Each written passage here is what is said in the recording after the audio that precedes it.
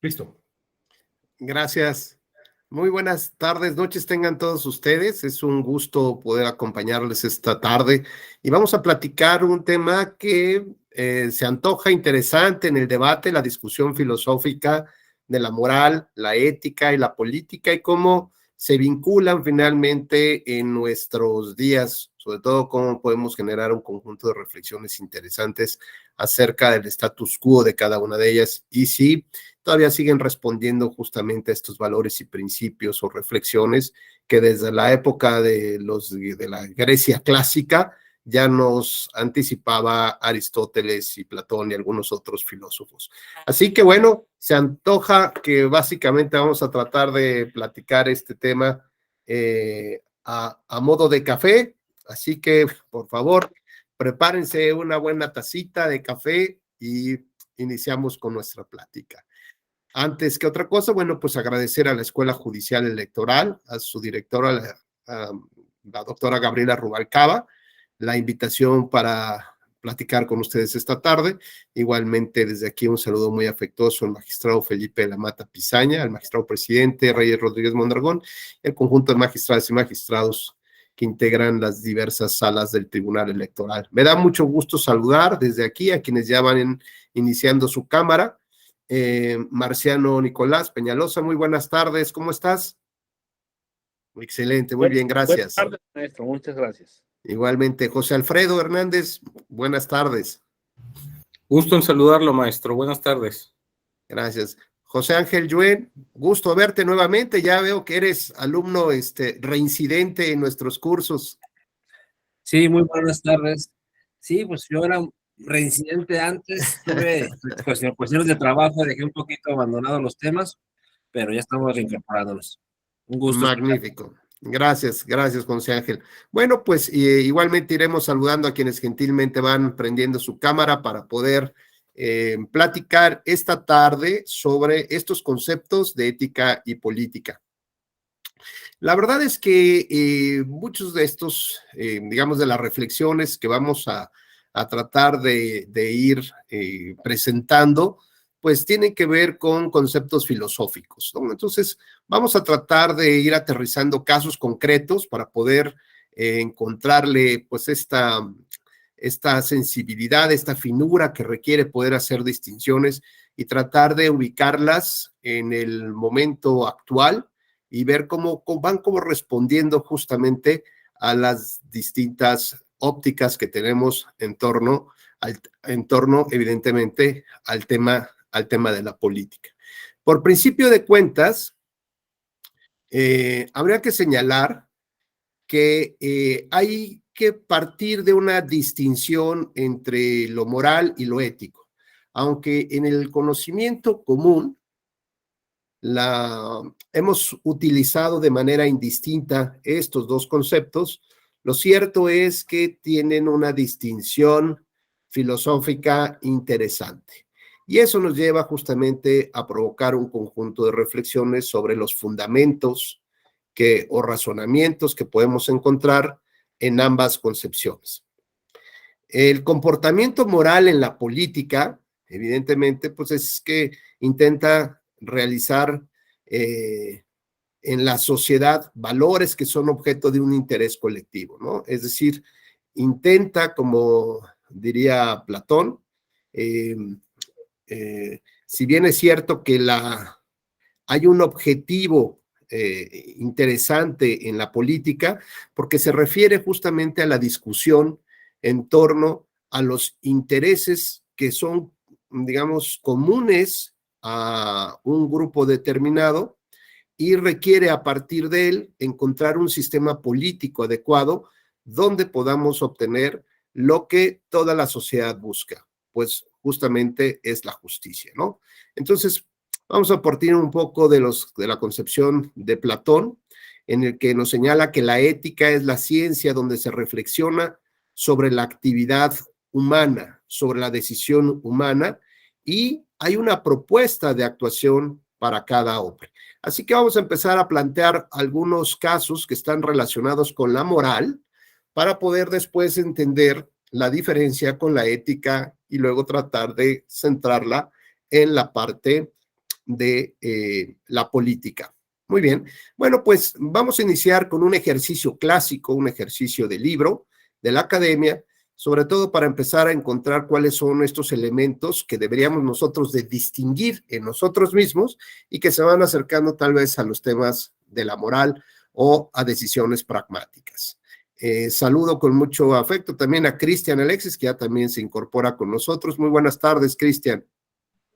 Buenas tardes, maestro. Disculpe la tardanza, pero es que andaba cerrando un negocio que tengo y se me hizo muy tarde, la verdad, una disculpa. No se preocupe, vamos adelante. Bueno, iniciamos entonces con este ejercicio. Le preguntaríamos a José Alfredo si es un ejercicio clásico del libro en el cual hay un tranvía, un tren, ¿no? Que se queda sin frenos y esta situación va a provocar que lastime o incluso mate a 4 o 5 trabajadores que se encuentran arreglando parte de la vía, ¿no? Entonces el conductor o el maquinista no tiene opciones de frenado y le queda la posibilidad justamente, bueno, más que seguirse de frente y seguramente el atropellamiento, lastimarlos e incluso hasta la muerte de estos 5 trabajadores. Sin embargo, José Alfredo ve todo esto desde un puente y advierte que solamente hay una manera real de salvar a 5 personas. Y esto es que junto a él se encuentra una persona sin trabajo, sin casa, de estos que andan vagabundeando, que les conocen también con el nombre de homeless, ¿no? Y entonces se le ocurre, pues, que la mejor decisión que habría que hacer era empujar desde el puente a esta persona, que no tiene oficio ni beneficio, tirarlo a las vías y seguramente con ello, en su imaginaria, pues va a detener al tranvía y con esto salvará a las 5 personas. Suponiendo sin conceder, José Alfredo, ya te puse ni modo aquí en un aprieto, suponiendo sin conceder, José Alfredo, si tú ves esta imagen, digamos, fuera de ti, fuera de tu alcance, ¿no? Lejana a ti, ¿crees que esta persona que empuja a otra, digamos, pues que finalmente no tiene muchos oficios ni beneficios y que puede ser incluso una carga para el Estado, podría salvar a estas 5 personas más? ¿Te parecería que sería una decisión correcta, difícil, compleja, pero al mismo tiempo adecuada?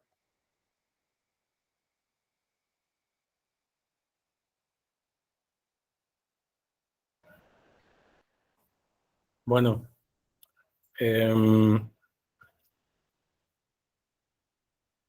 debo admitir que en primer lugar, pues la cuestión de personalizar el ejemplo, es tú, José Alfredo.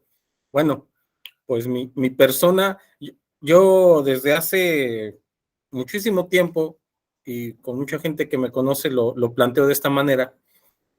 Tengo la concepción de que no hay una sola manera de llegar de un punto a otro. Yo estoy seguro de que ahorita somos 10 personas aquí en esta sesión.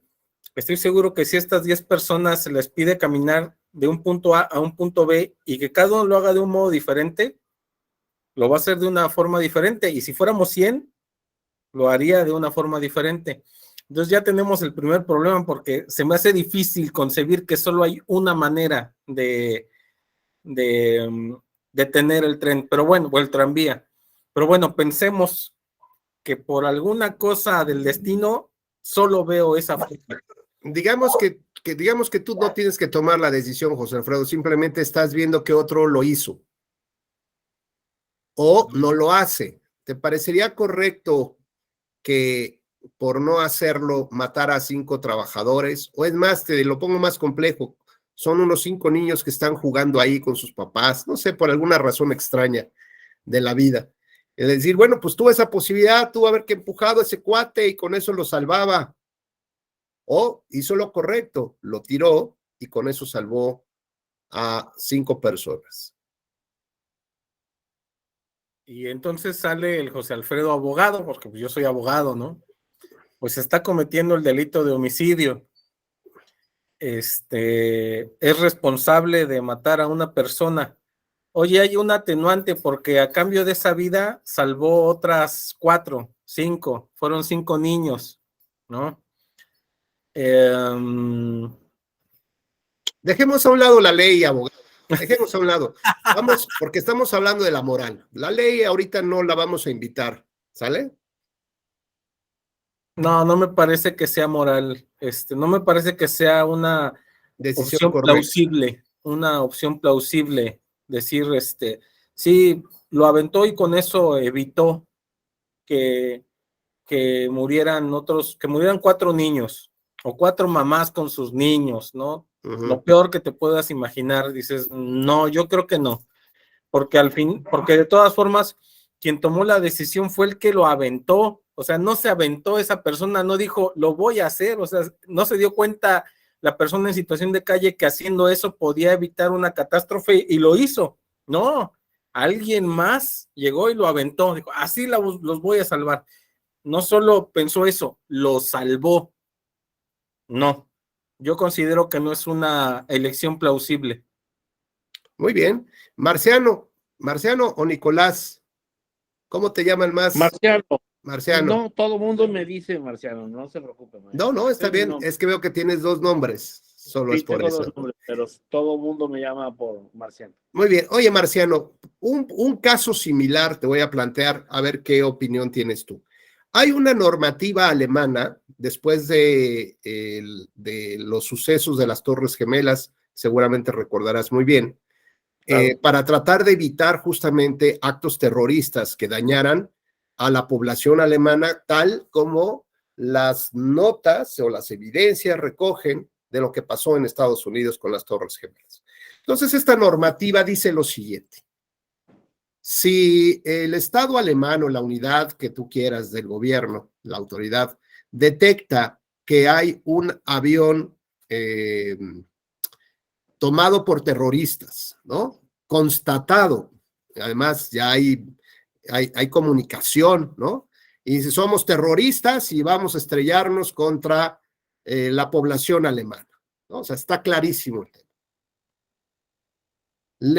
La norma establece que ante 2 llamados del gobierno alemán para que se cambie de ruta o que no se acerque a una zona donde comprometa la seguridad de los alemanes, tiene la posibilidad, después de 2 llamados, de dispararle y destruir el avión. ¿Te parece que sea adecuada esa norma en aras de proteger a la comunidad? Porque entiendo que José Alfredo dice que no. ¿Cómo vamos a matar a los pobres pasajeros del avión o al piloto? De modo, que siga su ruta, que siga su rumbo, pues.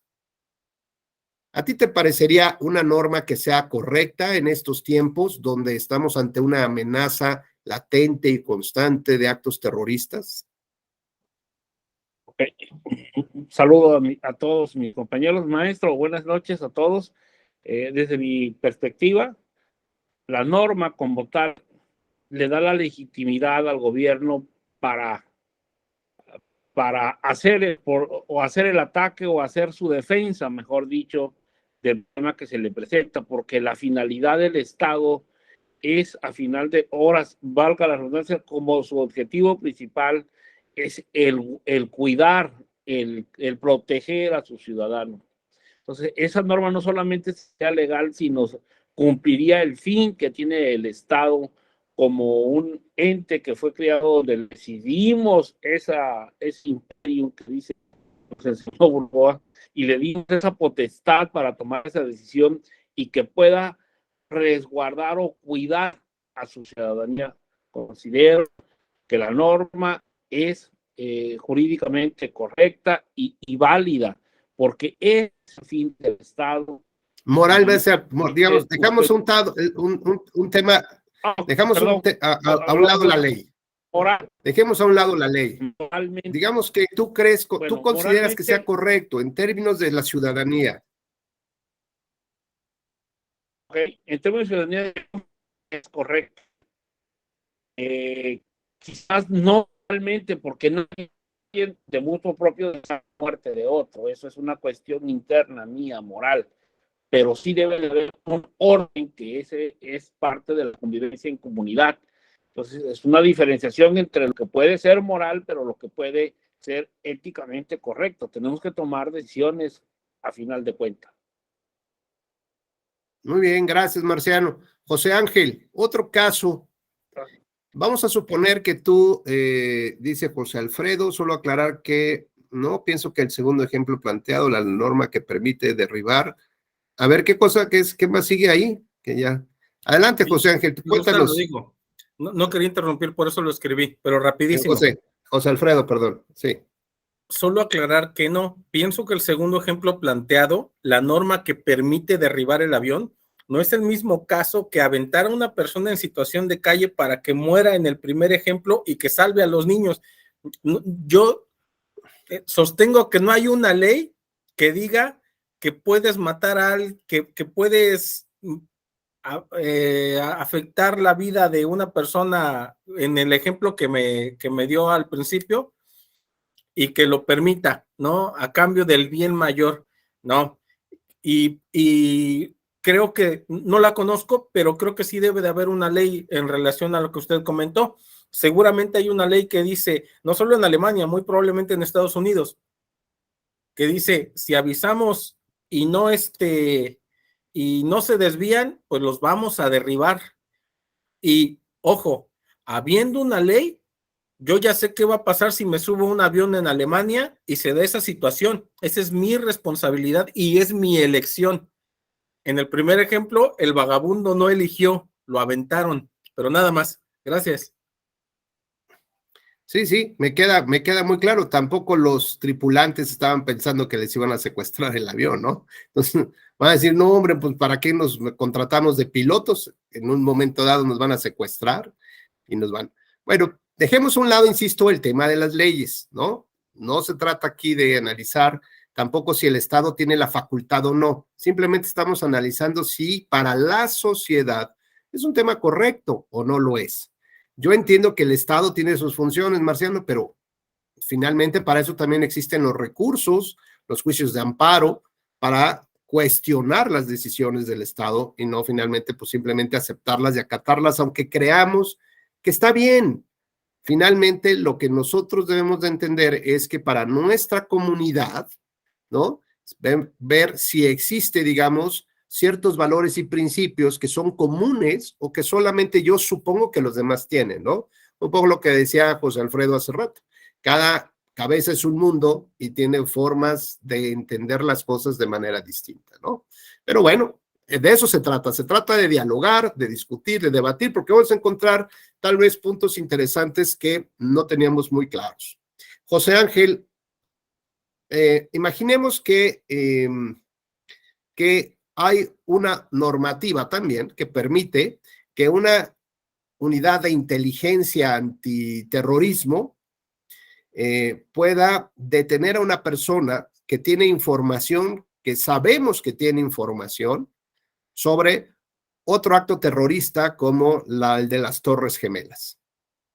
Y para ello, entonces, esta unidad puede apresarlo, ¿no? Aunque no se siga el debido proceso legal, lo puede apresar, se lo puede llevar a meterlo en una especie de casa de arraigo y sacarle la información a como dé lugar, porque pues hay que defender a nuestro pueblo, ¿no? Y si él tiene información, aunque él no va a cometer el delito, pero él tiene información y no quiere soltar prenda, ya le ofrecimos casas, aviones, dinero, ¿no? Nacionalidad, protección de testigos, ya le ofrecimos de todo, pero está convencido de que no puede soltar información.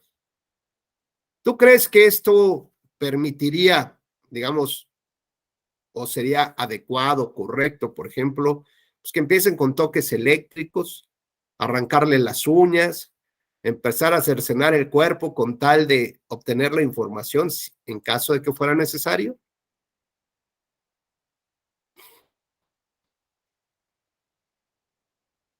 Híjole, me acaba de plantear uno de los capítulos de 24, que siempre, ya vagos, que siempre estaba persiguiendo a la persona que tenía la información. Ajá. Y bajo ese escenario pues hay grupos específicos que esa es su función. de detener la información y detener el ataque, a lo que sea, para protección de un bien mayor, que es la ciudadanía en global, pues, y la seguridad como tal.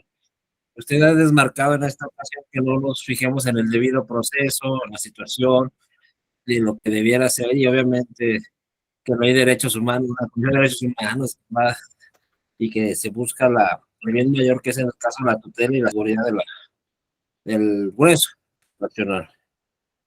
Pues esto pasa y esto ha ocasionado que las Fuerzas Armadas, al menos en México, las vemos muy estresadas, muy preocupadas, porque están en una situación de que si sigue el debido proceso, los otros los aniquilan antes de lo que empiecen a buscar, y antes están aplicando la de yo disparo, luego averiguo qué está pasando, qué situación, pero está desligada esta situación, como la veo, más por su propia seguridad que por la propia protección global. Estamos en una situación muy complicada.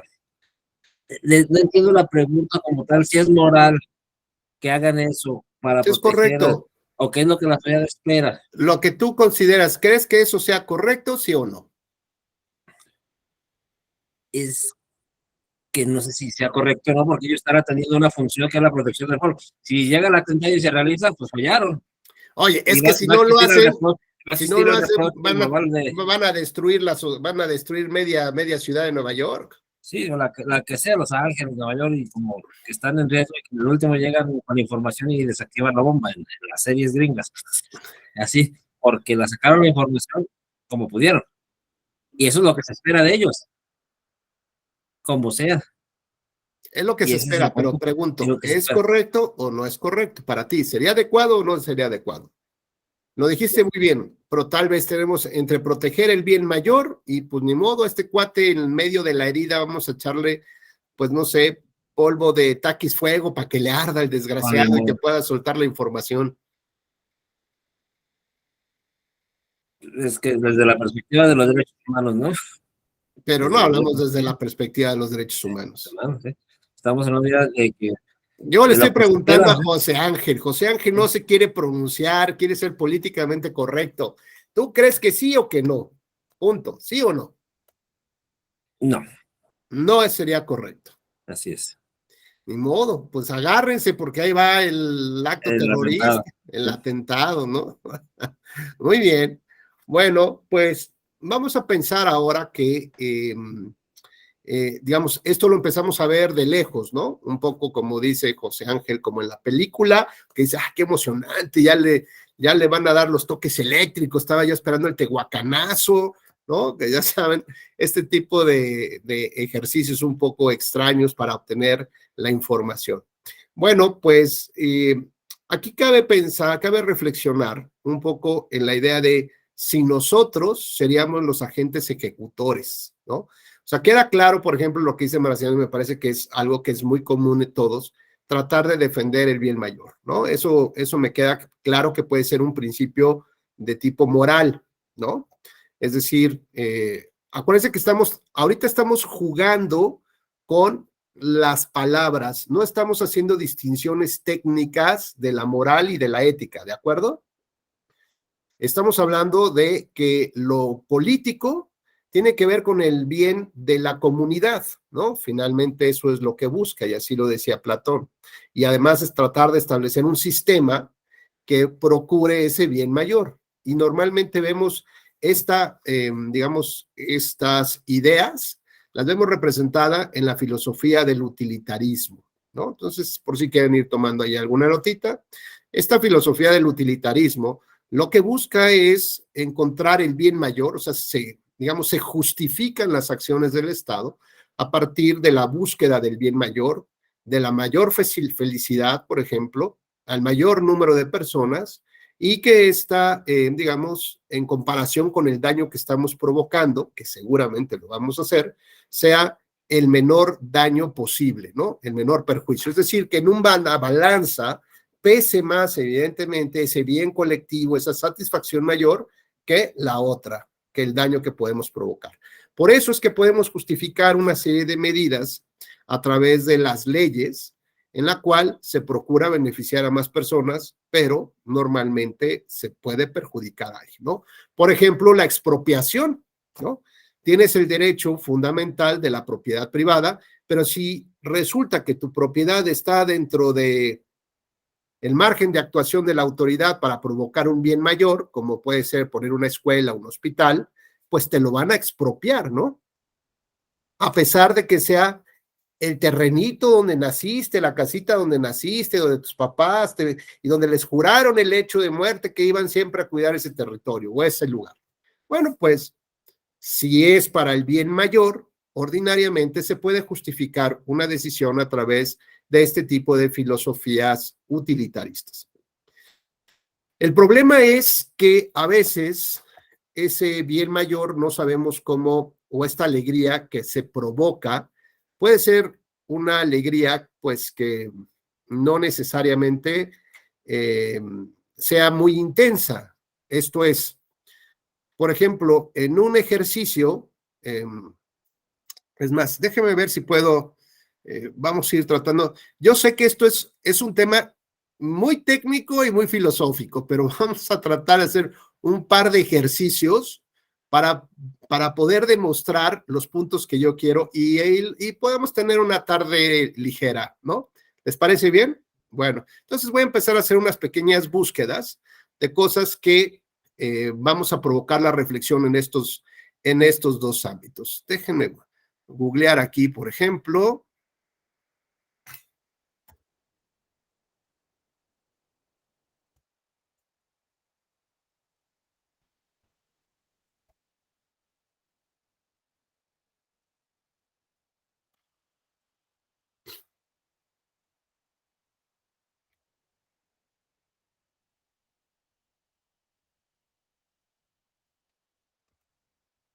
Ahí vamos. Abusado Cristian, y Daniel, que también ya están por participar, para que no se nos vayan a desconectar.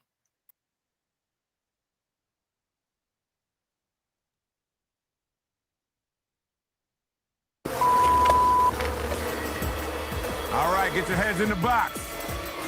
Oh my god, oh my god, oh my god. Stay calm, Tiana. She about to flip out. What the like, what am I getting myself into right now? You got it. I'm not prepared to do this at all. I'm extremely anxious. Stay calm, stay calm. All right, 3, 2, 1. Go! Are you guys ready? Yep. Take a look at your phones dangling over here. This is what it's all about. On my go. 3, 2, 1, go! All right, that water's filling up fast. Give me first three. 2, 2, 5, 7. Wait, Brooke, 2, 3, 5, 7, 3, 1. They're getting the code from the maggots. That picture looks so bad. That's ridiculous. 5, 7, 3, 1, 4. I put my hands in that. All I just thought was disgusting. Better hurry the hell up. 2, 2. 5, 7. Put that code into the right phone or your phones are gonna get blended. Just put your face in the maggot.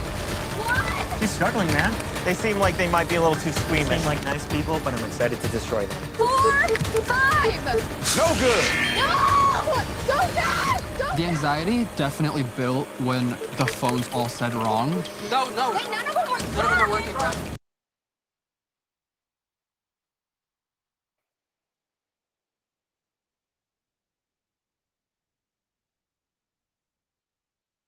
Bueno, ya vimos el primero, que es de Fear Factor.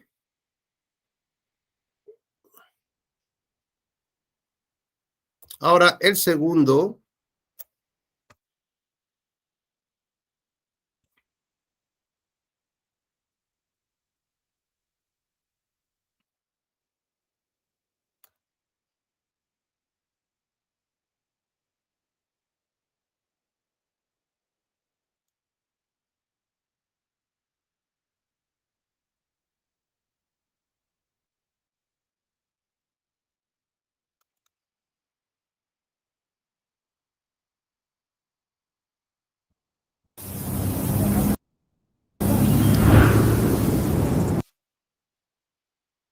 Los dardos y los sondazos de una suerte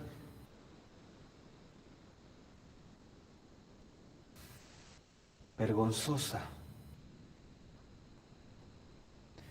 O tomar las armas contra un océano de injusticias y darle fin con atrevida resistencia. Morir. Dormir nada más.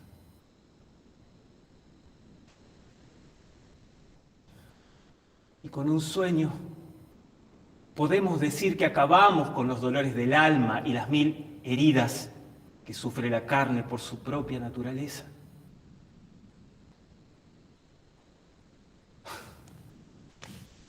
Esa sería una conclusión que piadosamente deseo. Morir, quedar dormido, dormir, tal vez soñar.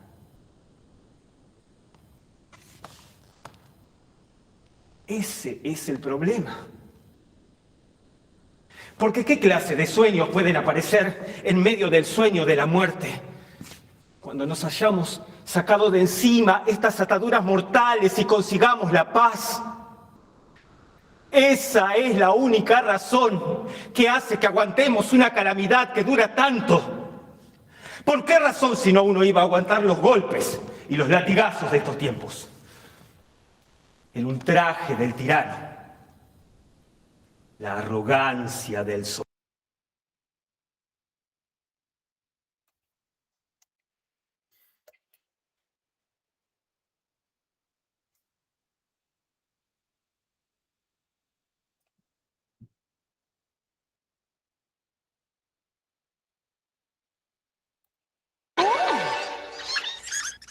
Homero, aquí hay una familia de zarigüeyas. A la grande le puse Cuca. Voy a ver al señor Mandino. Smithers, ya llegué. ¿Qué? ¿Tan temprano? Sí. ¿Es mi imaginación o la tele está peor cada día? ¿Quieres apagar ese motor? Cállate, Marge. La motocicleta y yo tratamos de dormir. Ya cálmate. Trata de ignorar a esta vieja mugrosa. ¿Qué rayos es esto? Es la calabaza. Bésame y bailaré. Si la besas, bailará. Bésala. Ah, tal vez después. ¡No! ¡No! Yo bailaré contigo, tesoro.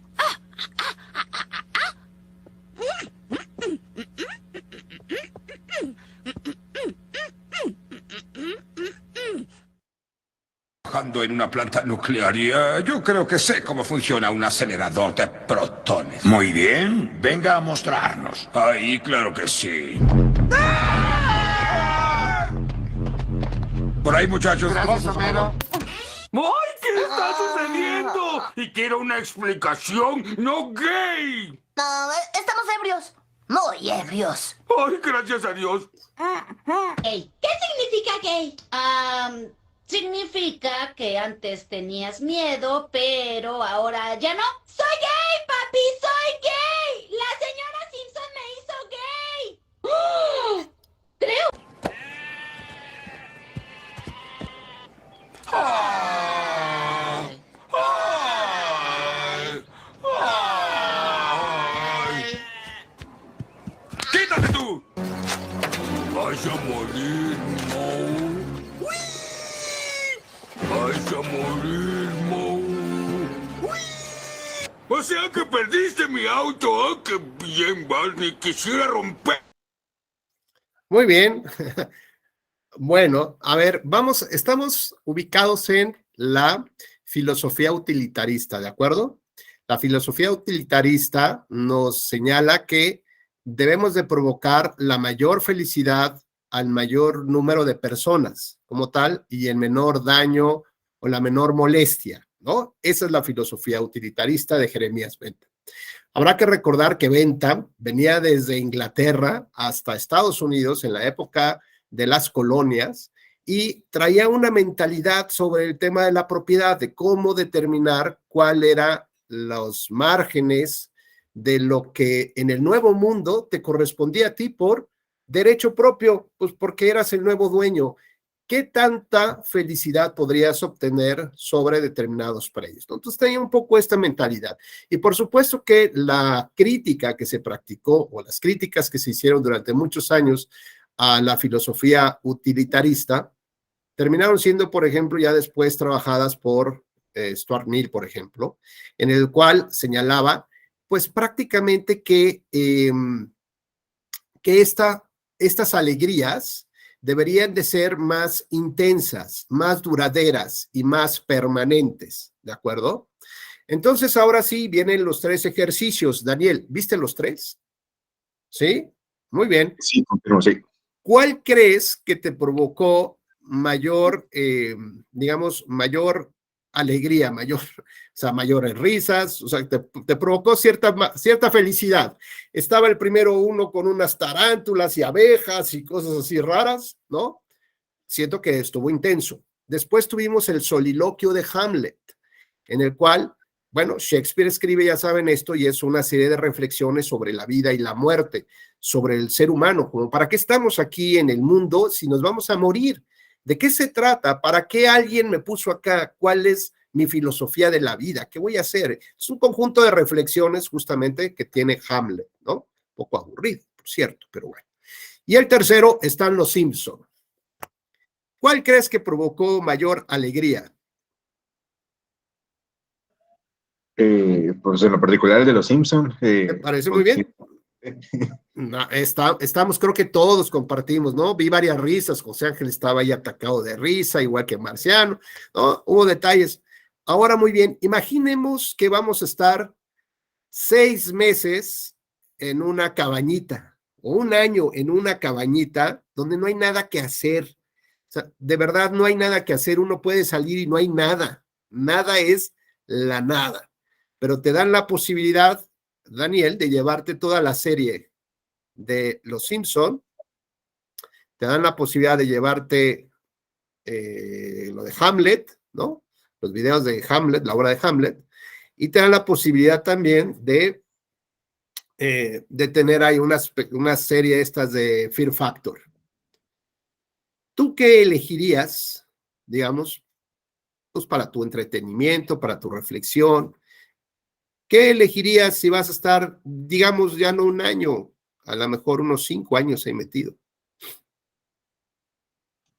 Pues yo pienso que el Hamlet, el soliloquio que vimos, da la oportunidad de reflexionar en la penumbra, en los momentos de adversidad, pues encontrar desde lo más profundo de las ganas de morir hasta pensar en la utopía y qué se pudo haber hecho antes de llegar a la muerte. Claro, pues bueno, fíjense bien cómo en este momento Daniel está realizando una de las principales y más duras críticas que ha recibido la filosofía del utilitarismo. Y yo no sé si tú eres filósofo, Daniel, o de dónde te sale, de dónde te surge esta vena filosófica partiendo del análisis de los Simpson y de Hamlet. Pues es algo que nos nace. Y esto que nos nace es justamente lo que grandes filósofos critican del utilitarismo. No puedes provocar simplemente alegrías vacías, felicidad vacías, si no tiene duración y permanencia. John Stuart Mill justamente trata de retomar las críticas que se hace a Bentham con la filosofía del utilitarismo y decir, no, claro, a ver, la filosofía del utilitarismo tiene que estar enfocada a esta parte de la durabilidad, de los contenidos y de las reflexiones mucho más profundas de una sociedad. ¿Qué preferiría una sociedad? Que le pusiéramos, por ejemplo, a los Tigres del Norte, ¿no? A los Tigres del Norte y bailemos 2 horas o 3 horas y se acabó el asunto, o algo que pueda durarles, que pueda aprender la sociedad, ¿no? Y que sea de muy largo plazo. Por ejemplo, las bellas artes, por ejemplo, ¿no? La cultura, los museos, ¿no? La reflexión artística, la música, en fin. Me parece que lo que Daniel nos acaba de enseñar como uno de los principales críticos duros, acérrimos de la filosofía del utilitarismo, es justamente demostrarnos cómo él preferiría una felicidad, digamos, de mayor contenido, de mayor reflexividad, que pueda provocarle un cambio también en su vida, un aprendizaje de vida. Y aunque sea aburridísimo el soliloquio de Hamlet y más divertido Los Simpson, ¿no? Por supuesto. ¿Y después qué pasa? Cuando terminas, cuando le apagas, cuando acaba el capítulo, ves otro y otro. ¿Qué te queda?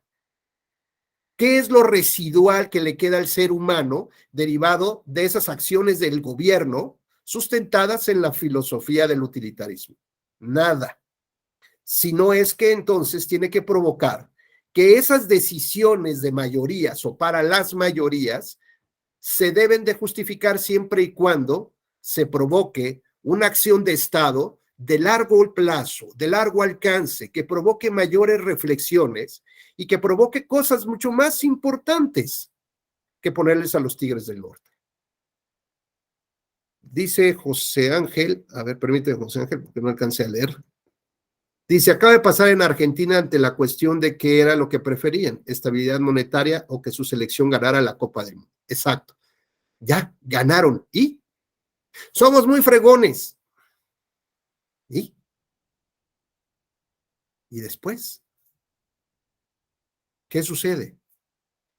Entonces, fíjense bien cómo la toma de decisiones por parte del Estado frente a acciones de gobierno sí pueden estar sustentadas en la filosofía del utilitarismo, siempre y cuando estas decisiones trasciendan de largo alcance y de largo plazo, digamos así, estos como alcances de reflexiones, de alegrías, de temas que impactan más a la sociedad. Entonces veamos, no solamente una decisión mayoritaria está justificada por ser de mayoría, porque entonces pongamos a los Simpson. ¿Sí me explico? Podemos ir más o menos entendiendo que tiene que haber otro tipo de razonamiento y de profundidad en la toma de decisiones y no simplemente por decir son las de mayoría. Es lo que el pueblo quiere. No. Lo que el Estado debe de darle al pueblo, justamente, esta es de largo alcance, de largo plazo, como decía José Ángel, estabilidad económica. Vaya. Adelante, Cristian. Bueno, buenas noches a todos, maestro, compañeros. Yo opino que en ese aspecto tiene usted razón y también el compañero Daniel. Cada quien tiene, como dice usted, un mundo en su cabeza, ¿no? Y a lo mejor para nosotros lo que pueda ser divertido para los Simpson, para el compañero le atrajo más el tema de Hamlet. Pero retomando el tema de los Tigres del Norte, lamentablemente vivimos en una sociedad donde toda la gente va a preferir a ver a los Tigres del Norte a Bellas Artes porque pues ya se perdió eso como se tocaba el día de ayer.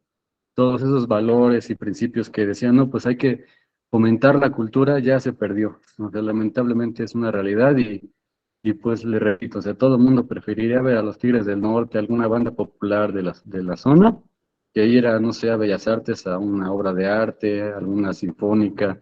¿Sí me explico? Sí, sí, perfectamente. Por eso es que me parece que las decisiones de los estados a veces o de los gobiernos son incorrectas. No solamente se trata de basarse en una decisión sustentada por la filosofía del utilitarismo, con tal de que el pueblo esté feliz, ¿no? Pues pongamos, o esté extasiado a tal punto, pues traigámosle que leones y cristianos, ¿no? Y el público va a estar enardecido. ¿Por qué? Pues porque va a ser el éxtasis que van a vivir, va a ser altísimo. Y después ya no tuvo durabilidad, no tuvo permanencia, no tuvo ningún sentido eso. Entonces veamos cómo hay veces que el Estado toma decisiones erróneas, tratando de pensar que es el mayor beneficio, la mayor satisfacción, las mayores alegrías y los menores perjuicios. ¿De qué nos sirven un par de cristianos? ¿No? Sí, además estamos alimentando a los leones. Y además vamos a provocar un éxtasis tal que yo creo que puede romper, ¿no?, los niveles de audiencia que tendrían los Simpson. José Alfredo, por favor. Gracias. Me llamó mucho mi atención esta última aseveración. Decisiones erróneas.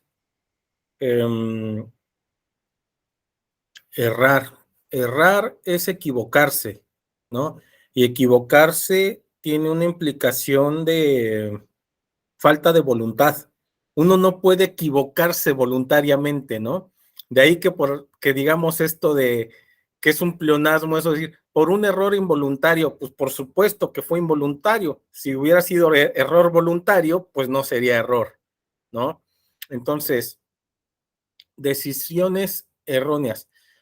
Yo creo que más allá del respeto que me merecen todos mis compañeros y pues aludiendo a la participación más reciente del compañero Cristian, que evidentemente es valiosísima como las de todos, yo creo que la sociedad siempre ha sido así.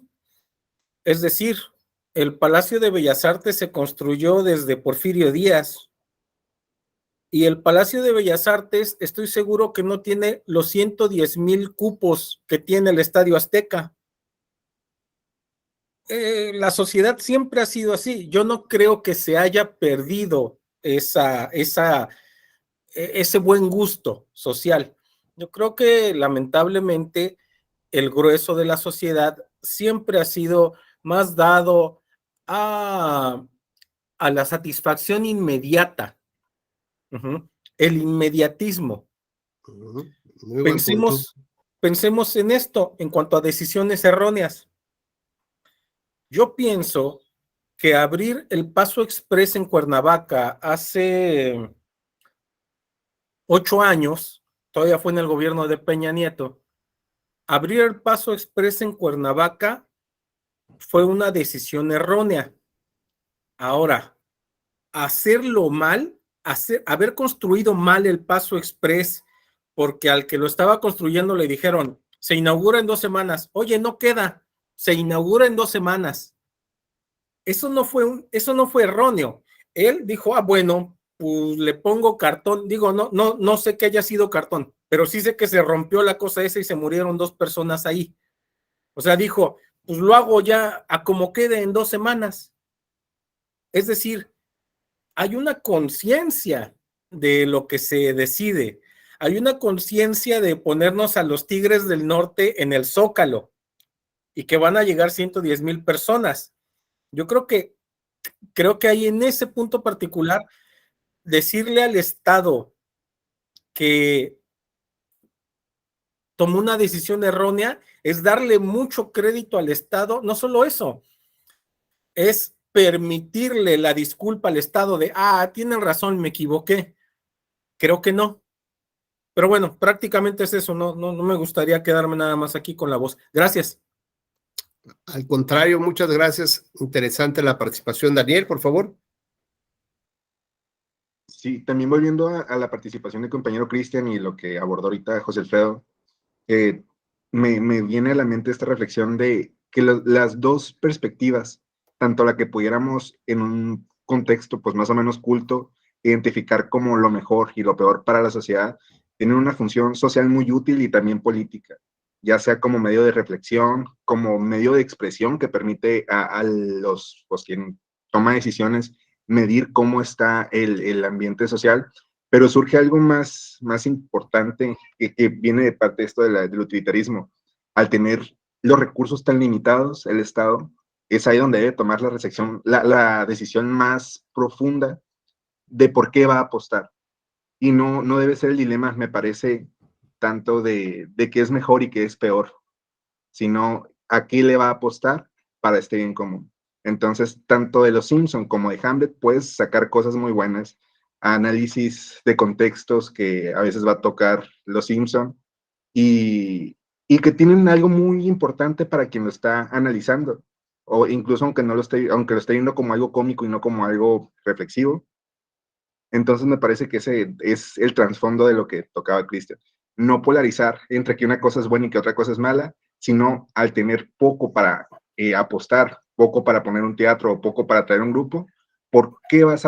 ¿por qué vas a apostar tú como decisor público? Eso es lo que quiero decir. Claro, bueno, pues imaginemos que tenemos aquí a un compañero que se llama Kant, ¿no? Y de pronto él levanta la mano y me dice, oiga, profesor, retomando un poco las ideas del primer ejercicio de aventar a alguien al tren, me diría, ¿y usted lo haría?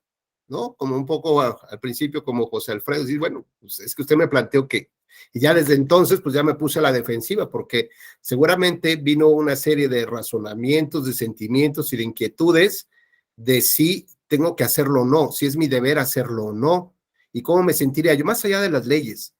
Hay algo que este joven Kant nos llama, que se llama el imperativo categórico, es decir, hay una cosa dentro aquí que es infranqueable para nosotros. Y esa, digamos, cada quien puede tenerla más alta, más flexible, lo que quieran. Pero el hecho de que yo me convierta, como dice José Alfredo, en un asesino, ¿no? Que yo tenga que matar a alguien, pues eso me complica las cosas, ¿no? Yo entiendo en mi moral personal, individual, que hay algo que me dice que no está bien. O sea, yo sé que matar a alguien no está bien, pero además que me ponen en un entredicho de que tengo que salvar la vida de otras personas. Haciendo esto, pone en duda mis valores morales, ¿no? Esto es, me conflictúa frente a cosas que son evidentes como un número más de personas, un número mayor de personas frente a una. Y puede ser que mi mente de pronto diga, sí, lo lógico es que debemos de operar así y proteger a 5 personas en lugar de una. Si esto es de manera lógica, podríamos entonces suponer que hay un cirujano, ¿no? Que está en el hospital, o estos que están atendiendo, llegan, como José Alfredo no quiso aventar al señor pues se lastimaron, ¿no? Entonces llegan al hospital y resulta que entre pandemia y no pandemia, el médico solamente puede atender a uno de ellos. Arturo, tú eres el médico que estás ahí de guardia. Tienes 4 personas que si las atiendes, seguramente van a salvarse. Probablemente se puedan salvar. Tienes a uno que está a punto de morir, ya, o sea, prácticamente está pelas. La pregunta es, ¿dejarías que se muera ese colega para tratar de cubrir, digamos, las necesidades que se requiere de salud de estas 4 personas y de darles la vida? Porque también se te pueden morir. Se va a morir, casi estás seguro que se va a morir. Y mejor ya, de una vez, no puedo hacer nada, adiós. Y ocupas tu tiempo para tratar de mantenerle la vida a los 4 lesionados.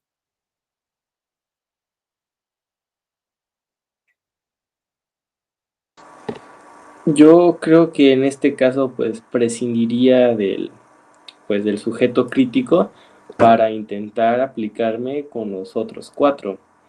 Aunque es un dilema pues parecido, en este caso no hay una certeza de que pueda lograr salvar a la primera persona. Es más, lo más probable es que no pueda hacerlo, ¿no? Y que al intentar pues yo salvarlo, termine matando de manera indirecta a 4 más y no pudiendo salvar al otro. Entonces tendría 5 pérdidas. Claro. Ahora, imagínate que, bueno, tomas esa decisión gravísima, Arturo, ¿no? Dices, híjole, el abogado José Alfredo me va a caer con toda la, ¿no? Bueno, pero bueno, dejemos a un lado la justicia. Pero tú sigues siendo el médico de ese hospital, Arturo, ¿no? Y te das cuenta que requieren, ¿no? Trasplantes de órganos, estas 4 personas, ¿no? Bueno, ¿qué tal? Y resulta que llega un cuate que ya tenía cita contigo, ¿no?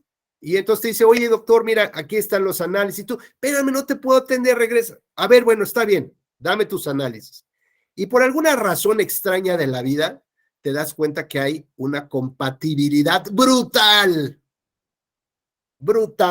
¿no? Y le dices, ¡ay, amigo!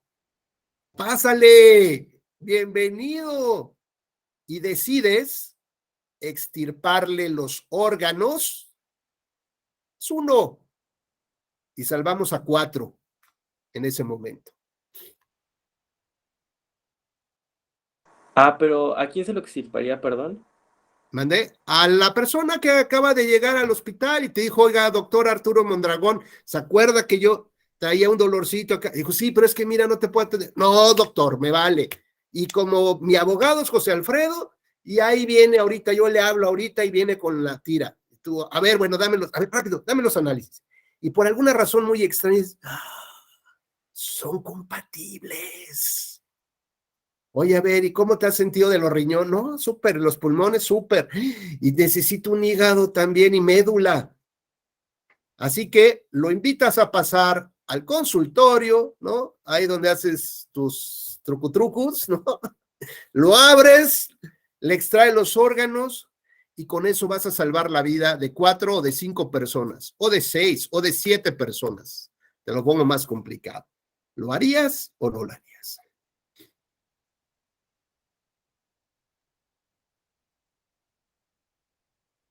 Pero en este caso, al extirparlos, ¿lo mataría él? Obviamente. Dios, pues, o sea, intentando dejar a un lado, pues en este caso la ley, porque que sí, es un crimen, un gran crimen. Vamos a pensar que no está legislado, no hay bronca, y tienes a tu abogado José Alfredo que te va a librar de todo esto. Es algo curioso empezar a analizar cómo es que se comportan las personas una vez que somos libres de la ley. Ya han habido varios experimentos. Entonces yo creo que basándome en lo que creo y en cómo, o sea, en lo común en esos casos, en cómo... A ver, no le des más vuelta, Arturo. ¿Sí o no? ¿Te lo ejecutas y le quitas los órganos? ¿Sí o no? Es sencillo, ¿sí o no? Sí. También. La verdad, lo que te venga el men, lo que estés seguro de decir, sí o no, punto. Y sí lo haría. Sí lo harías. Yo creo que la verdad es que no lo harías, pero sin embargo, te di un problema mayor. En la pregunta anterior, tomaste la decisión, ¿no?, de que dejarías morir a uno por tratar de salvar a un mayor número. Es decir, estás utilizando una filosofía utilitarista del bien mayor. Pero hay una diferencia ahí. Tú no estás provocando la muerte de manera directa. En el otro caso, sí la estás provocando. ¿Qué diferencia hay realmente entre uno y otro caso? Entre un decir, sí lo hago, y que te tuve que amenazar para que diera la respuesta, ¿no? ¿Qué diferencia hay? ¿Por qué no podías responder igual? Por algo que se llama el imperativo categórico de Kant. Es un obstáculo infranqueable que tenemos en nuestra mente, en nuestro corazón, en nuestro alma, en nuestros sentimientos, en lo que pensamos que debe ser lo correcto, más allá de lo que la ley nos pueda decir. Tenemos este chip adentro, ¿no?, que en un caso tan similar haya una gran diferencia, que lo vimos sudando frío al pobre doctor Mondragón. Entre uno y otro caso se obtendrían más o menos resultados similares, con la posibilidad de salvar a unos y con la muerte de otros. Sin embargo, hay algo que le impedía tomar una decisión. Y esa decisión se llama su moral interna. Eso que a veces no se puede definir con tantas palabras, lo estamos viendo en imagen clarísima de lo que Kant decía, eso es el imperativo categórico. Hay algo que me impide no poder dar ese paso que a lo mejor todo el mundo esperaría, ¿no? Todos estamos esperando, ya, sálvalos. O decir, híjole, qué pasado este cuate, ¿no? El doctor Frankenstein, ¿no? Lo importante de esto es que veamos que frente a esa moral interna que tenemos, probablemente podamos sumarla en algunos puntos en común con nuestra comunidad, con nuestra sociedad. Y entonces probablemente habrá alguno que diga, ¿qué pasa en una película de aventuras, ¿no? Ya sabes quién es el primero que va a morir. En las películas estadounidenses, hollywoodienses, el latino, el afro, ¿no? El asiático o el gay. Esos son los clásicos que se mueren, ¿no? ¿Y como por qué? Bueno, pues porque en la estructura, ¿no?, de la comunidad estadounidense nos dicen que la moral debe ser atender a los tuyos, cuidar a los tuyos. ¿Qué pasaría, por ejemplo, si Arturo, el doctor Arturo Mondragón, al que tiene ahí enfrente, ¿no?, y que le va a diseccionar, es al homeless? Bueno, pues aquí ya vamos cambiando un poco el tema, ¿no? Porque entran otro conjunto de valores, de principios. Es que voy a salvar a niños, o a mujeres, o a gente de bien, o qué tal que es un delincuente, ¿no? Es el terrorista que ¿quién era el que estaba atendiendo el trámite del terrorismo? José Ángel. Lo tuvo que soltar. Bueno, dijo, ahí te lo mando, a ver qué haces, doctor Frankenstein. Dijo, pues nadie va a preguntar por este cuate y podemos salvarlo, porque además es extranjero, ¿no? O le va a las Chivas, pues con eso ya me lo ejecuto. Es decir, empiezan a agregarse elementos que van a provocar que nuestra moral o ese obstáculo que tenemos para cambiar o tomar decisiones del sí o no, y que son muy drásticas y que además tienen una consecuencia real en el mundo, pudieran ser alterables. Y entonces habrá que ver cuál es nuestra subjetividad. Y si resulta que Arturo prefiere salvar a los jóvenes y decir a los de barbita blanca que ya caminen, o a los gorditos y pelones, pues ya que caminen porque ya vivieron, ¿no? ¿Qué significa esto? ¿Que está utilizando una filosofía utilitarista? Sí, pero adicionalmente está soportando su decisión sin pensarlo bien en una filosofía basada en el comunitarismo. ¿Y esto qué implica? Hacerle el bien a los que son parecidos a mí. Tengo cierta empatía por lo que es parecido a mí, a lo que estoy viendo, a mi rostro, a mi piel, a mi edad, a la forma de pensar. Y entonces si nos colocamos en los 40s y los 50s en Estados Unidos, podríamos entender por qué un grupo de ciudadanos no quería a los afrodescendientes, porque ellos representaban un lenguaje, una cultura diferenciada, y darles el voto a ellos para que tomen decisiones de nuestras raíces, nuestras culturas, nuestras familias, nuestras ideologías, pues como que no. Y pregúntenle a los franceses, ¿quién toma decisión? Bueno, vean la selección de Francia en el Mundial. ¿Dónde están los respingados ahí del queso Roquefort, no? La mayoría de ellos son afros.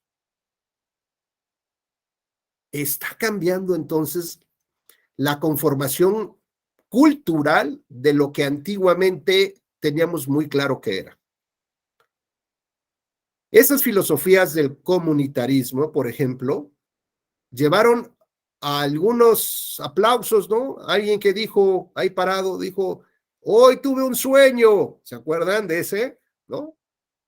Hoy tuve un sueño basado en la libertad de los hombres y de los derechos políticos y civiles de todos. ¿Se acuerdan quién lo dijo eso? Martin Luther King, que al poco tiempo fue asesinado, por cierto. Pero ese es un discurso fantástico de la libertad y de los derechos civiles. ¿Saben de quiénes? De los, claro, afrodescendientes, varones, no de las mujeres.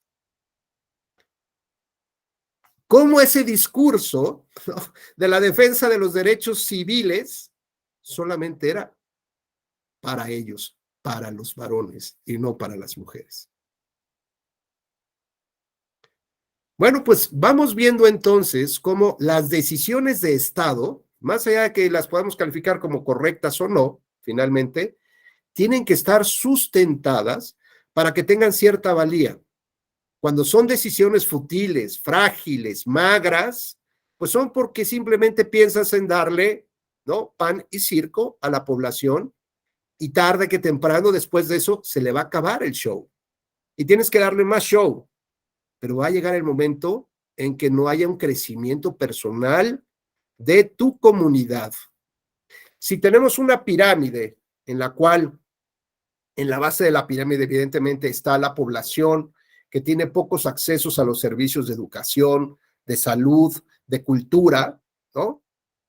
Dice ahora está en las frases muy claras de cómo se deben de dictar sentencias, ¿no? Y dice con lenguaje ciudadano. ¿Y eso qué implica? Baja tu lenguaje de tu sentencia hasta esa base piramidal donde todos te entiendan. No tendría que ser al revés, la pregunta que uno hace cuando planteas temas de argumentación jurídica. No tendría que ser que esa, digamos, esa media la incrementes, es decir, que invites a la ciudadanía que está hasta abajo para que tenga un sentido común más refinado, o vas a caricaturizar tu sentencia para que todo el mundo te entienda, ¿no? Entonces, en una conferencia que le di a secretarios de estudio y cuenta, les preguntaba, porque hablábamos del lenguaje ciudadano, ¿no? Entonces les pregunté, oye, ¿y ustedes ya lo practican? No, sí, claro, lenguaje ciudadano. Ok, muy bien. Les dije, oye, ¿tu papá y tu mamá leen tus sentencias? Dije, no, no. ¿Tus amigos leen tus sentencias? ¿Alguno las ha leído? No. Pues significa que has fracasado en tu política de comunicación de tus sentencias y de tus decisiones. Me parece mejor que en lugar, o sea, que sí es importante que manejes un lenguaje mucho más claro, pero me parece mejor que justifiques de mejor manera tus decisiones para que le expliques a tus amigos por qué tuviste que tomar esa decisión cuando tenías 4 caminos por recorrer. Y entonces los invitas a generar este tipo de reflexiones. Entonces, decir, ¿por qué esa persona tuvo que aventar? ¿Por qué el doctor tuvo que optar? ¿Por qué el Tribunal Constitucional alemán determinó que era una norma inconstitucional destruir el avión? Porque no pasó un test de proporcionalidad, porque tanto vale una vida como 1000 vidas. Y no puedes jugar con los números para sostener una decisión de Estado, en apariencia, ¿no? El tema de las vacunas es una decisión de Estado. Por ejemplo, en el tema de el COVID-0 en Asia, tomó la determinación de que ahorita a las 8:18 se hace el toque de queda y donde estés te quedas. ¿Cuánto tiempo? Hasta que la enfermedad se vaya de China, de Taiwán. Oye, pero es que mis hijos están en casa. Me vale, no puedes salir. Y si sales, te detengo y te meto a la cárcel. Además de te meto una paliza que no te la vas a acabar. Oye, ¿y cómo voy a comer? No tengo ropa, no tengo que... La gente se quedó 2 o 3 semanas, los 10 días que eran de cuarentena por lo menos, en sus oficinas, durmiendo con sus compañeros, ahí en el escritorio, en la alfombra, desarmaban las sillas para medio poner algo de una almohada, y la alimentación se las llevaba al ejército.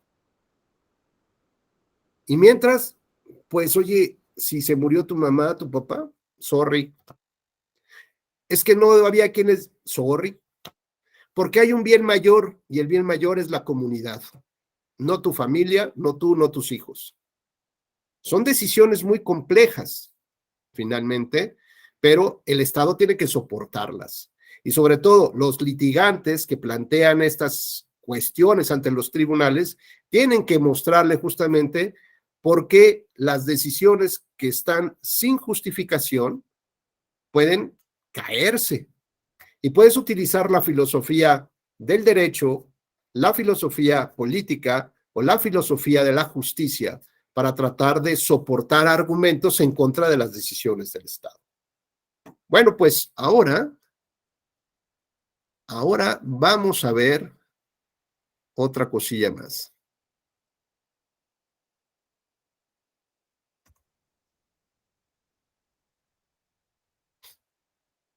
No, este no es.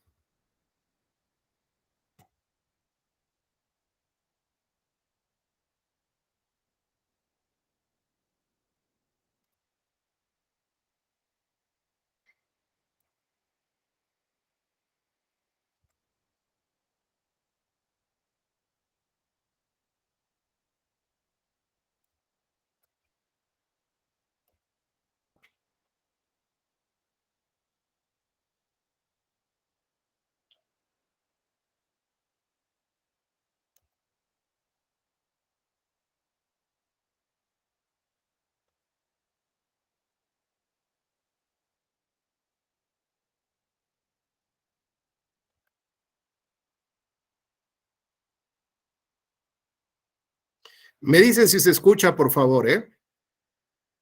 Smeagol promised, said the first thought. Yes, yes, my precious, came the answer. We promised to save our precious, not to let him have it. Never. But it's going to him, yes. Nearer every step. What's the Hobbit going to do with it? We wonders, yes. We wonders. I don't know. I can't help it. Master's got it. Smeagol promised to help the Master. Yes. Yes, to help the Master of the precious. But if we was Master, then we could help ourselves. Yes, and still keep promises.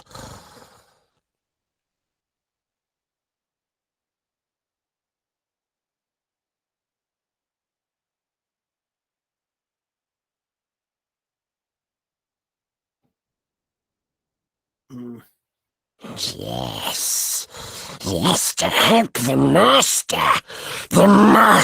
of the precious. But if we was Master, then we could help ourselves. Yes, and still keep promises. Tuvimos aquí un problema de, pues no sé si de conectividad o de qué será. Pero bueno, lo importante de esto, de este personaje, voy a dejar de compartir, les queda muy claro quién es, ¿no? El famoso Gollum de El Señor de los Anillos y la transformación de el ser por el poder, ¿de acuerdo? ¿Esto qué implica? Bueno, pues el recomendable, por supuesto, este actor de voz, desde cómo se le ve en sus expresiones, esta reflexión interna, ¿no? De esta traición a eso que Kant nos dice, que es el imperativo categórico, que es la moral interna, que es el conjunto de cosas que no sabes qué es, pero que te impide hacerlo. Y de pronto dice, pero no podemos lastimar al amo, al que nos ayudó.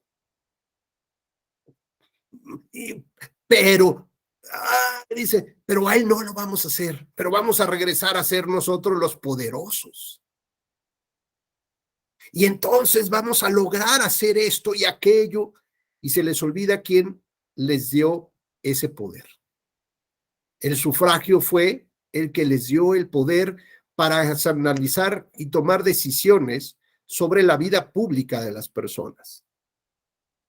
Y entonces puede ser la voz que le diga, oiga, ya vio que la candidata va fuerte, ¿no? La oposición. Y en su mente, ¿cómo me gustaría desaparecerla? No. Pero, ¿qué pasa si se muere? ¿Y si la matamos? No, Rubén, no pienses eso. Y si sí lo hacemos, imagínate hasta dónde puede llegar el poder y qué voy a hacer cuando llegue yo al poder. Estas, digamos, tribulaciones, estas cuestiones de reflexión, por ejemplo, en los soliloquios de Hamlet, ¿no? Donde te cuestionas quién eres, tu esencia y a dónde vas y cuál es tu papel en esta comunidad, tienen una mayor trascendencia porque es lo que finalmente todos los seres humanos han reflexionado a lo largo de la historia. ¿Cuál es nuestro papel aquí? Y nadie lo ha encontrado. Hasta ahora, bueno, algunos creo que sí, lo han podido encontrar. Muchos de nosotros seguimos todavía en esa búsqueda. ¿Hasta qué? Hasta que la muerte nos alcanza, ¿no? Veamos que esto entonces tiene que ver con la parte de la moral. Y luego viene la ética. Y la ética es el conjunto de reflexiones sobre las decisiones prácticas que tomó el doctor Arturo Mondragón, el jefe de la unidad de investigación, José Alfredo Hernández y José Ángel Lluén, ¿no? la ética es la que nos da ahora la corrección de la conducta que nosotros llegamos a asumir. Es decir, nos trata de dar las razones o justificaciones que serían como fundamentos válidos de nuestro actuar. Ok, yo no sé por qué lo hice, pero lo tuve que hacer. Como por ejemplo, tienes tu primera quincena, ¿no? Acá está. Terminé la universidad y mi primera quincena en el puesto, acá está. Y ves un cuate pidiendo la limosna y coges tu sobre completo y se lo entregas. Entonces, no manches, güey, ¿cómo? ¿Por qué haces eso? No sé. No sé por qué, pero hay algo que me nació, me latió, que se lo tenía que dar. Es un tema del imperativo categórico, es la moral la que me obliga a que yo tenía que hacer una actuación de esas. Para los demás dirían, no, compadre, como para mis amigos regios, dar el 15% de propina, eso ya significa dejar la herencia ahí, máximo 10, así seas quien seas, máximo 10, 15, compadre, estás dejando tu herencia, se te va. Bueno, pues cada quien tiene, como diría José Alfredo, cada quien tiene sus propios estándares de lo que es o debe ser su propia moral. Ahora, la ética, dijimos, viene a ser este conjunto de virtudes sobre las cuales empezamos a encontrar razones que justifiquen el actuar de las personas. Entonces, podríamos empezar a manejar una serie de argumentos del por qué el doctor Mondragón tenía que hacer esto en ciertas circunstancias o en ciertas ocasiones. Esto nos empieza entonces a tratar de permear de alguna manera que son razones válidas para la toma de decisiones morales. No es la moral, sino es cómo justificamos entonces nuestro actuar. Oye, pero es que mataste al cuate este que se metió a tu casa por una pelota. Es que yo no sabía. Y yo tengo derecho a defenderme, ¿no? ¿Y qué tal si me hacía esto o me hacía el otro? Es que, como dice Arturo, bajo ciertas circunstancias puedes empezar a tomar otro tipo de decisiones. Ahora, estamos hablando entonces que hay una moral interna que puede ser común con tu sociedad, pero tampoco la has socializado. Pero de alguna manera, medianamente tenemos ciertas ideas de cómo actuaríamos los que somos más o menos iguales, más o menos con los mismos antecedentes, tonos de piel, ¿no? Que somos de clase media o que somos gente que ha trabajado y que ha logrado, ¿no? O que también hemos pasado por pedir préstamos. En fin, o sea, tenemos como más o menos la misma historia, el mismo lenguaje y tratamos de protegernos entre nosotros. Por eso es que dicen que cuando te encuentras a un mexicano en el extranjero se vuelve tu hermano, ¿no? Porque este sentimiento de comunitarismo te da ese match, ¿no? De hacer, este es como el mío, este es como mi partner, es mi socio, sabe de lo que le platico cuando le digo que hay que comer chilaquiles con huevo estrellado montado, ¿no? Sabe de lo que se siente ese tema. Ahora, cuando esto lo mezclamos hacia lo político, no a la política, sino a lo político, como diría Platón, los temas de la comunidad, los temas en los cuales están involucrados la sociedad y sobre todo las personas que estamos entregando nuestra confianza y credibilidad en que esas personas van a tomar las mejores decisiones por nosotros, sustentadas ¿en qué? En una mayoría artificial, el argumento de somos muchos y se friegan. Acuérdense que las mayorías terminan concluyendo cuando no hay entrega de resultados. No hablamos de la popularidad de las personas que se encuentran en el poder. Esto se llama legitimación democrática.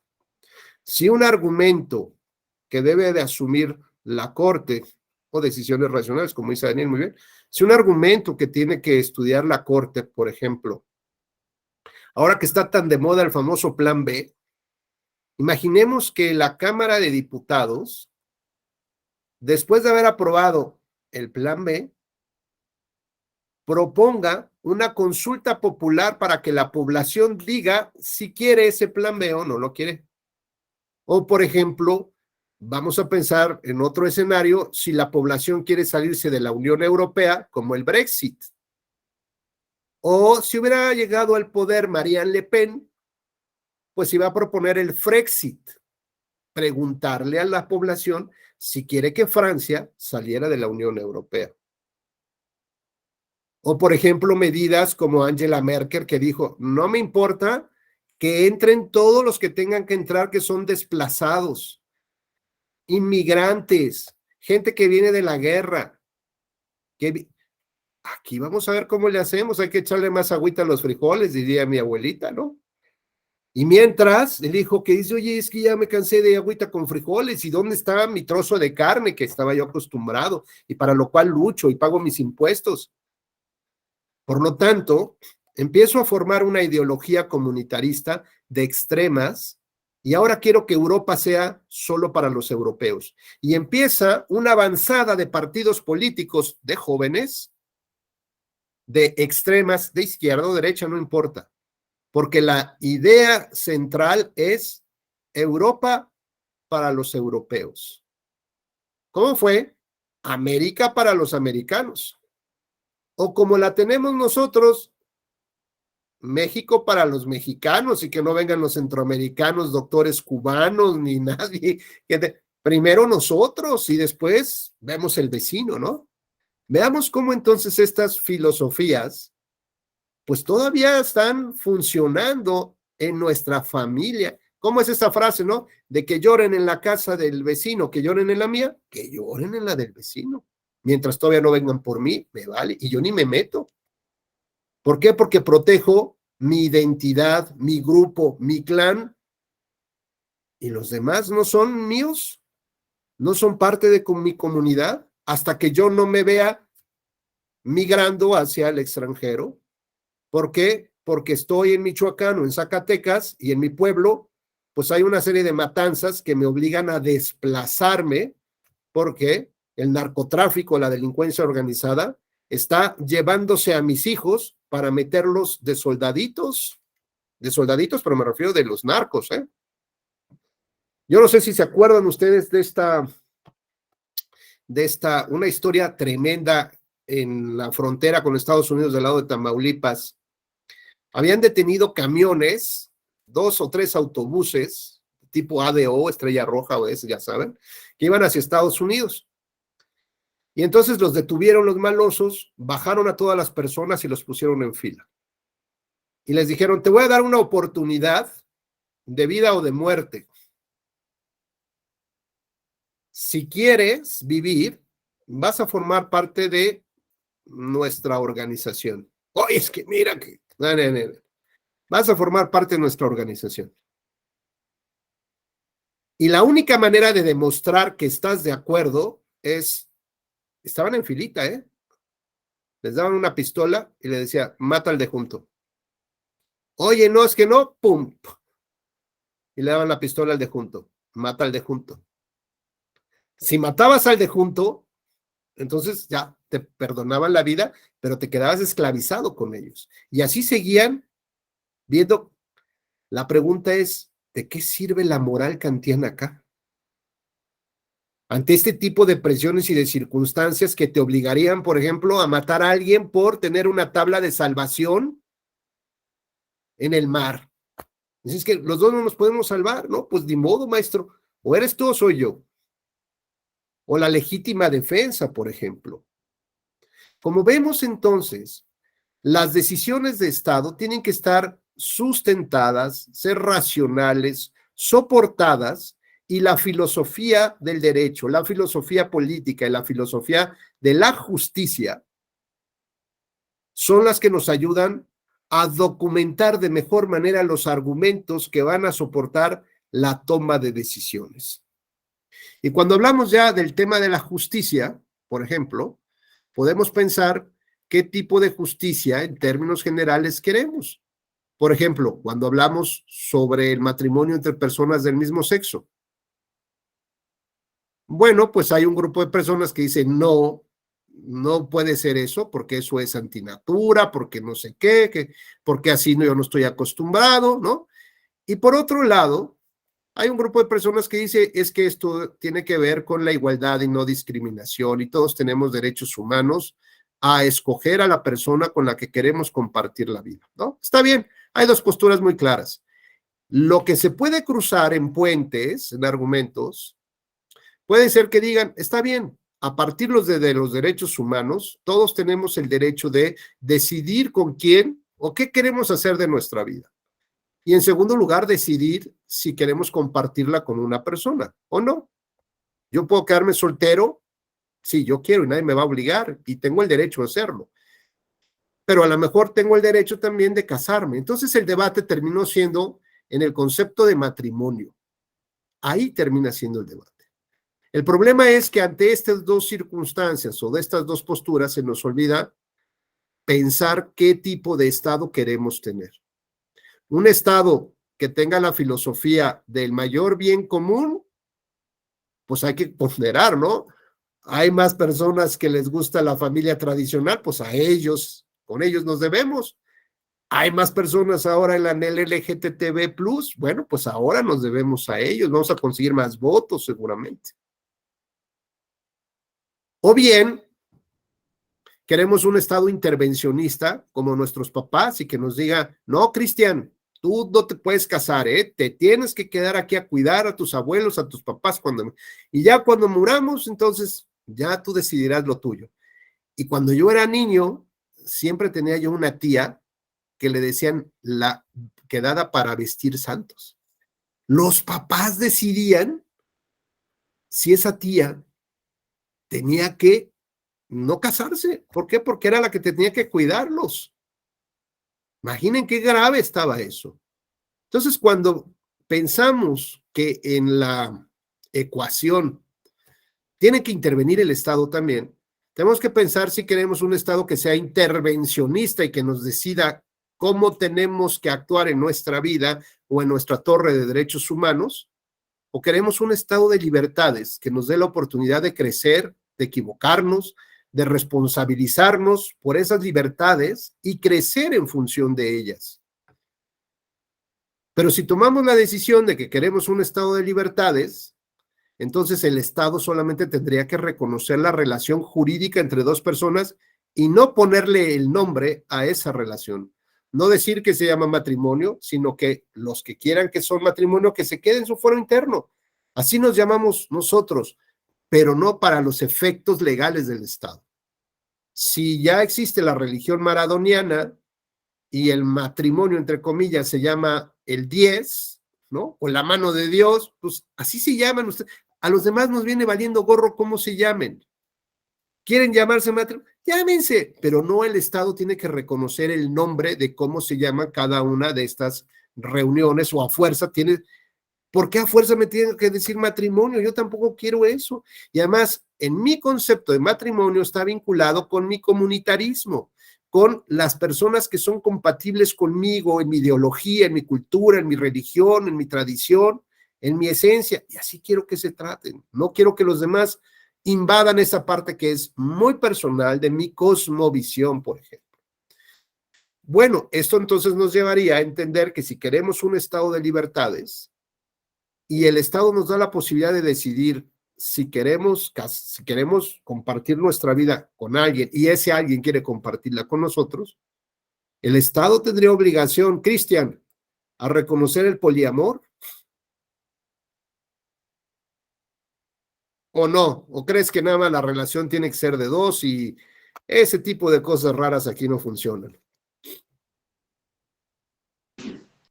Es que es una situación bien complicada porque hay personas que sí lo han hecho. Yo creo que todos hemos escuchado, aunque suene un poco vago, pero hemos visto a Alex cómo es la historia. Entonces, pues, sabemos que no está permitido, pero ellos lo practican. Y ahí yo creo que es cuestión de decisiones pues de todas las personas que van a integrar el poliamor. A lo mejor nosotros lo vemos como algo malo, a lo mejor el Estado no lo reconoce, pero en alguna situación siempre va a suceder. Y le digo, como sucede con esa persona, si las otras personas están de acuerdo, pues yo creo que sí se puede dar, aunque el Estado no lo reconozca. No sé si si valga la opinión así. No, por supuesto. Aquí lo importante es que el Estado tiene que dejar libertad para que nosotros tomemos nuestras decisiones. José Alfredo, adelante, levantaste la mano. Sí, bueno, se señalaron varios temas, pero al final están relacionados todos. Creo que el problema radica en que estamos, o las preguntas que se hacen en relación al matrimonio homosexual, al poliamor, están partiendo de un error de concepción, un error de concepto. ¿Por qué? Porque el Estado, en su atribución de regular, de establecer normas, reconoce la existencia de ciertas realidades. El Estado no las puede crear. El Estado no crea homosexuales, ni el Estado crea relaciones donde un hombre tiene relaciones con 5 mujeres y las 5 mujeres saben y están contentas. O una mujer tiene relaciones con 5 hombres y los 5 hombres saben y están contentos. El Estado no crea esas situaciones. Las situaciones ya existen. ¿Por qué? Porque se supone, o bueno, no se supone, de hecho, en los hechos es así, evolucionamos desde Grecia. O sea, en Grecia había ciertas, más allá de que en aquel entonces era normal ver la homosexualidad, incluso en algunos casos se permitía en ciertos lugares. Lo cierto es que los griegos mataban a los productos que eran defectuosos, ¿no? Ya de entonces para acá, ya dijimos, bueno, no, el Estado ya dijo, ya no vamos a intervenir en esa realidad, no de esa forma, ¿no? No vamos a matar a los productos defectuosos, no vamos a tachar o a sancionar a los homosexuales, no vamos a sancionar la bigamia. Estamos hablando de hace 30 años en el caso de la bigamia, porque todavía era delito, ¿no? Creo, insisto, que la problemática de estas preguntas de, oye, ¿vamos a admitir el matrimonio homosexual? Ok, ¿qué es lo que quieres admitir? ¿Que sean homosexuales? Eso no está en ti. No está en ti admitir si son o no homosexuales. Esa es una cuestión inherente a ellos. Lo que está en ti admitir es si una pareja homosexual tiene derecho a tener todas las prerrogativas que tiene un matrimonio heterosexual, herencia, cuidado mutuo, bueno, todas las prerrogativas legales no las tenían. ¿Qué se hace con este reconocimiento? Como lo llamemos, matrimonio, unión, como lo llamemos, reconocer que existe una realidad que se llama homosexualidad, que puede o no gustarte. De la misma manera, puede ser que no te guste que la chica con la que tú querías estar como heterosexual, pues a ella le gusta otro, ¿no?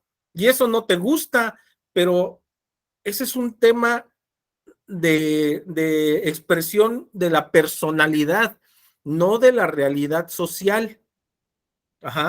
O sea, reitero, si hablamos de regular la realidad social, darle una seguridad jurídica a esa pareja homosexual, adelante, ese es el objetivo del Estado, regular lo más posible la realidad social, no limitarla ni entrometerse. En ese aspecto, para quien le interese, en el juicio de amparo indirecto 1227-2020, el juzgado octavo de distrito en materia civil, administrativa y del trabajo en Puebla reconoce la convalidación de una relación poliamorosa. Se dijo que en su momento, cuando salió esa sentencia el año pasado, en agosto, julio o agosto del año pasado, se dijo que fue la primer sentencia que convalidó esta cuestión del poliamor en cuanto al número de individuos que institucional como tradicionalmente se establece como restricción para la celebración de un acuerdo sentimental. ¿Qué hizo este juez? Dice, a ver, esta persona tiene múltiples parejas. A mí no me interesa si todas esas parejas lo aprecian, lo aman, lo que sea. Lo que me interesa es que todas esas parejas tengan una seguridad jurídica respecto de la relación que están teniendo. Y se emite la sentencia, que es un poquito extensa. Insisto, es la 1227-2020 del juez octavo de distrito de amparo en materia civil, administrativa y del trabajo en Puebla. Esa es la sentencia. Creo que, repito, creo que el problema moral de no, ¿cómo vamos a permitir que una pareja homosexual esté junta? El problema viene desde el planteamiento de esa situación. Tú no tienes por qué permitirlo. Muy seguramente o a alguien le pasó o conocemos a alguien a quien sus papás no querían que estuviera con la mujer o con el hombre con el que hoy está. Pues si no permitiste ni que tus papás te dijeran si querías o si debías o no estar con tal, ¿cuánto menos lo vas a permitir al Estado, que es un ente raro que no conozco? Entonces, no tiene nada que ver, pero al Estado sí le interesa a ver, ya te casaste con tal y ya después te enojaste con tal y no la dejaste trabajar 10 años y la tuviste de ama de casa y la tuviste oprimida. Pues al Estado le interesa que ahí cumplas tu responsabilidad de garante de su desarrollo económico, porque tú amarraste a esa persona, claro, sea hombre o mujer. Pero bueno, paro ahí. Gracias. Muy bien, ¿no? Tiene mucho sentido, porque al final de cuentas lo que se busca por parte del Estado es el reconocimiento de los derechos y la protección a la pareja. Eso es indudable. El asunto es donde todavía terminan por no entenderse, es en la postura de que unos quieren decirle, bueno, a ver, ¿a mí qué me afecta que el Estado te reconozca ese derecho? Pues está bien, ¿no? O sea, ¿a mí en qué me afecta en mi vida personal? Lo que yo no quiero es que ocupes el nombre que me identifica a mí como un matrimonio. Es lo único que no quiero. Llámale como quieras. Y entonces entramos nuevamente a la destrucción de los acuerdos. Y ahora tenemos una mayoría en el Congreso que dice sí tiene que ser así. Y el día de mañana, cuando cambie esa mayoría, van a eliminarle ese derecho a las personas. Y eso es como sociedad lo que no podemos permitirlo, porque sus decisiones no están justificadas y no están razonadas. La razonabilidad es, primero que nada, invita al Estado y colócalo en la fórmula, decide qué tipo de Estado es el que quieres tener. Como bien dices, José Alfredo, un Estado que te diga peor que tus papás hasta con quién te tienes que casar y cómo te tienes que casar y cómo tienes que andar vestido y cómo comportarte, pues evidentemente no. Entonces, ¿por qué el Estado tendría que determinar el nombre de esa relación? Y así podemos sumar muchas otras cosas. Por ejemplo, ¿qué pasa con las normas que regulan que, por ejemplo, un agente de tránsito te puede quitar la motocicleta si no traes el casco? ¿A quién perjudica si te caes? Pues seguramente al Estado, porque probablemente, o sea, no vas a provocar más daños con casco sin casco, ¿no? O sea, el daño te lo vas a provocar tú. Y si el Estado tiene que invertir en tu salud, en tus cuidados, porque te rompiste la cabeza, ¿qué tal si yo le digo al Estado, oye, yo me voy a responsabilizar de mi salud, en nada te voy a pedir nada porque yo tengo mi seguro de gastos médicos mayores? Yo no quiero y rechazo desde este momento que tú intervengas o gastes un solo peso en mis cuidados si es que yo me quiebro la cabeza. ¿Es un estado de libertades? No. Es un estado el que me está, como mi papá, diciendo, ten cuidado, no te vayas a caer, yo te llevo, y si te pasa esto, voy a hacer esto. Entonces hay veces que en estos temas dejamos que el Estado actúe como tal y no nos detenemos a reflexionar las decisiones que toman el Estado. ¿Cuáles son las razones y justificaciones que sustentan las decisiones de Estado? Sobre todo cuando estas pueden afectar nuestra moral, la moral común, o los argumentos o las justificaciones de qué es lo correcto. Y ya lo decía Maquiavelo, hay dos tipos de ética, la ética del gobernante y la ética del pueblo. Y la ética del gobernante es hacer el bien común y conseguir el poder. Así que no te detengas si logras el objetivo final, incluso sin importar los medios, porque siempre va a estar justificado en términos de lograr el fin que estás persiguiendo. ¿Es necesario destruir este concepto de matrimonio? Pues sí, y ahí tienes a los rusos. Que digan, bueno, pues que vivan juntos, es su bronca, pero ¿por qué los vamos a reconocer y tampoco darles derechos de adopción? ¿Por qué? Pues porque tienen una mentalidad ahí extraña. Imaginemos ahora que las decisiones de gobierno están sustentadas en una fusión y confusión con el tema religioso, con la moral religiosa. Y si tienes mal puesto un velo, pues terminarás en la cárcel. Si tomas alcohol, terminarás en la cárcel. Si robas, te amputarán una mano. ¿Me explico? Veamos cómo entonces es muy importante hacer un análisis, ¿no?, de conciencia sobre qué pasaría si yo tomara esa decisión. ¿Sería la correcta o no? ¿Qué pasa si el Estado, el Estado sí puede? ¿Y por qué el Estado sí puede? ¿Que no tiene la misma moral que yo? Pero ¿no se supone que el Estado es mi representación vía el sufragio y que se supone que está para representarme ahí? ¿O simplemente para tomar las decisiones que como Estado le importan al Estado más allá de la comunidad?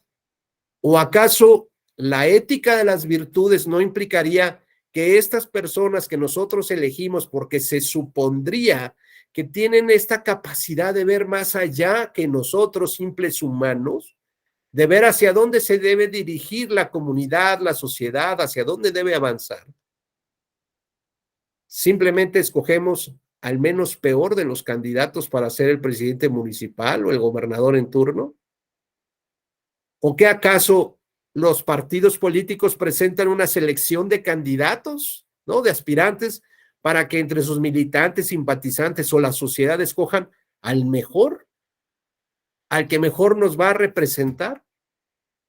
¿O simplemente son decisiones de un grupo del poder de partido político que deciden quiénes van a ser los candidatos y que por supuesto solamente a ellos le van a responder? Con lo cual se rompe de manera clara y natural los conceptos de moral entre aquellos que están en el Estado y la sociedad. Y por eso es que hay un abismo enorme y no hay una empatía entre las cosas que creemos que deberíamos desde hace años haber mejorado, que alguien se hubiera dado cuenta, como fue los gritos, las manifestaciones del 8M el día de ayer. Pues, estimados compañeros, muchas gracias por su atención. Ojalá este conjunto de reflexiones sirvan un poco, pues simplemente para estar en el análisis de las decisiones de Estado, de la propia justicia, las resoluciones de justicia. Hoy los temas de la reforma electoral nos deben invitar justamente a provocar una reflexión mayor, de mayor conciencia, de mayor profundidad, de mayor análisis, sobre todo porque lo que está en juego, pues no solamente es un proceso electoral, está en juego el estilo de vida al que todos de manera legítimamente aspiramos, porque de eso justo se trata la democracia. Así que, pues, no me queda más que despedirme, agradecerles profundamente el conjunto de sus participaciones bien interesantes. La verdad es que se puso padre aquí la plática. Si considero que fue exitoso esta charla, pues fue evidentemente gracias a su participación y sobre todo que mi papel aquí solamente era un poco orientador en el debate. Qué bueno que pudimos traer aquí a colación algunos videitos, algo que nos hizo más divertida la tarde, ¿no? y sobre todo que desde esas ópticas también podemos hacer análisis profundo, ¿no? Y no solamente en la parte estrictamente teórica de los filósofos. Así que bueno, pues José Alfredo, muchas gracias, muy gentil. Cristian, un placer. José Ángel, como siempre, un gusto. Daniel, Arturo, doctor Mondragón, por favor, duerma tranquilo, no va a tener que hacer ninguna cirugía esta noche, está de descanso. Marciano, muchas gracias. Que pasen muy bonita noche. Hasta luego, profesor. Buenas noches. Estamos en contacto. Gracias.